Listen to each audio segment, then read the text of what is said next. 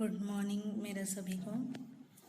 आज हम एक नई कविता शुरू करने जा रहे हैं जिसका नाम है गिरिधर नागर।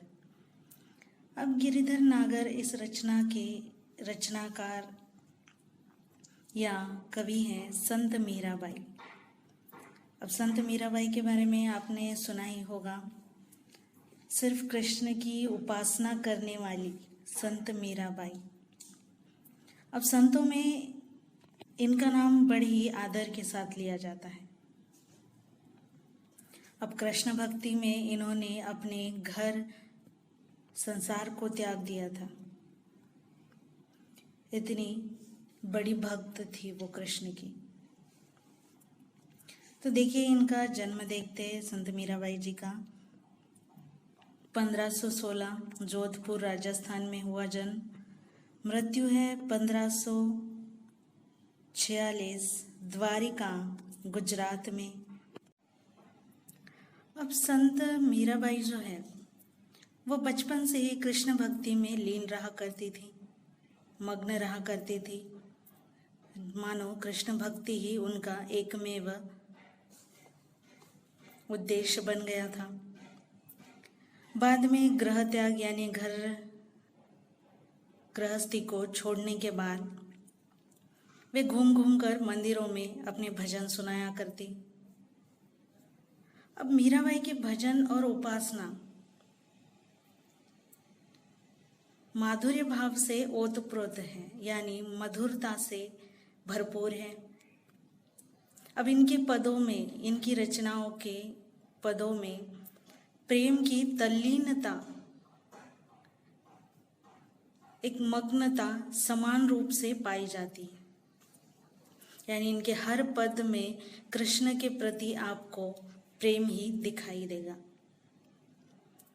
अब इनकी प्रमुख कृतियां हैं नरसिंह जी का मायरा, गीत गोविंद, राग गोविंद, राग सोरठ के पद आदि।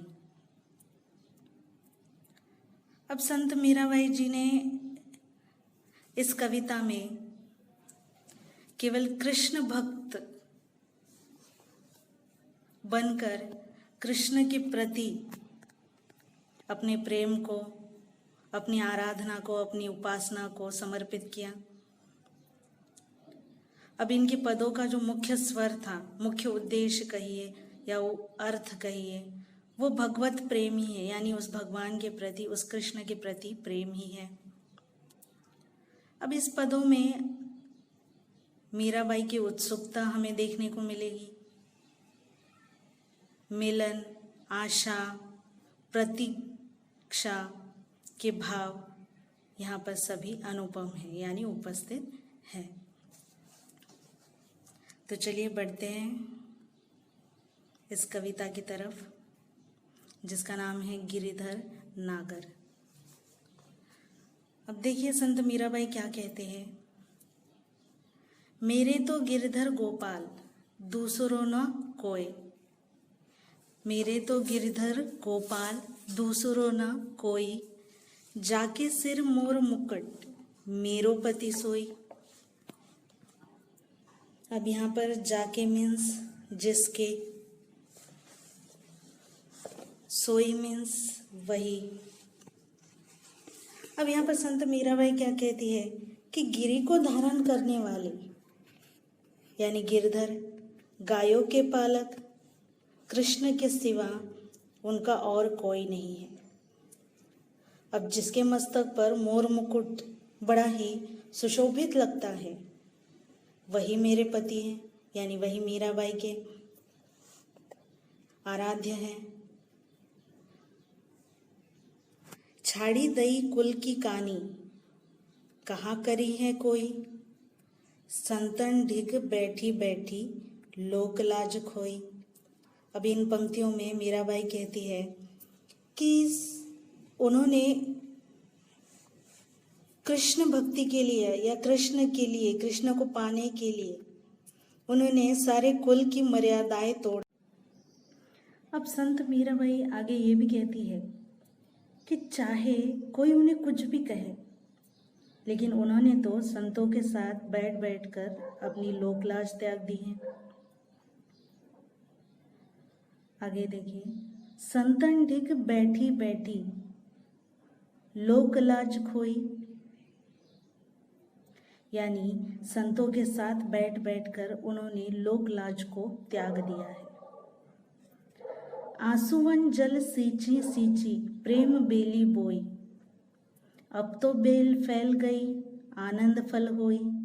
अब इन पंक्तियों में देखिए मीराबाई क्या कहते हैं कि उन्होंने अपने प्रेम रूपी बेल को, यानी प्रेम को बेल का नाम दिया है। अब इस बेल को बड़ा करने के लिए जल की आवश्यकता होती है, और ये जल मीराबाई ने अपने अश्रु से दिया। अपने आंसुओं का जल इस प्रेम रूपी बेल को देकर उन्होंने इसे बड़ा किया, इसे सींचा।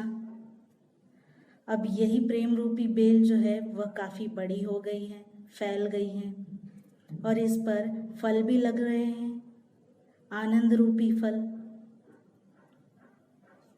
आगे देखिए मीराबाई क्या कहते हैं, दूध की मथनियाँ बड़े प्रेम से बिलोई, दूध की मथनियाँ बड़े प्रेम से बिलोई, माखन जब काढ़ी लियो छाछ पिए कोई। अब उन्होंने क्या किया है, दूध जमाने का जो पात्र होता है, जो बर्तन होता है, और उस बर्तन में उन्होंने जमे हुए दही को बड़े ही प्रेम से बिलोया, और उसमें से जब वो मक्खन निकलता है, अब मक्खन की तुलना यहाँ पर कृष्ण प्रेम के साथ की है। अब यही कृष्ण प्रेम रूपी जो मक्खन है उसे उन्होंने निकाल लिया है अपने लिए, और शेष जो छाछ बचती है, यानी बाकी जो छाछ बचती है मक्खन निकालने के बाद, वो इस जगत के लिए, इस संसार के लिए उन्होंने छोड़ दिया, यानी वो उसे कोई भी पी सकता है। अब भगत देखी राजी हुई जगत देखी रोई, दासी मीरा लाल गिरधर तारो अब मोही।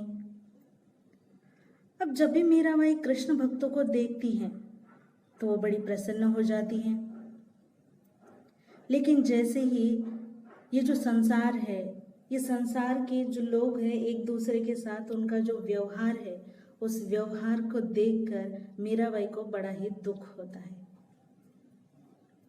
और वो रो पड़ती है, और उस गिरधर से, उस गोपाल से प्रार्थना करती है कि हे गिरधर लाल, हे गोपाल, ये मीराबाई जो है, ये मीरा जो है, ये आपकी दासी है, उसे इस संसार से, उसे इस सागर से बस आप ही पार लगा सकते हो। आपके सिवा, यानी मीराबाई का अगर कोई सहारा था जिसे वो मानती थी, वो थे केवल कृष्ण, और वो उन्हें इस सहारे के लिए पुकारती थी।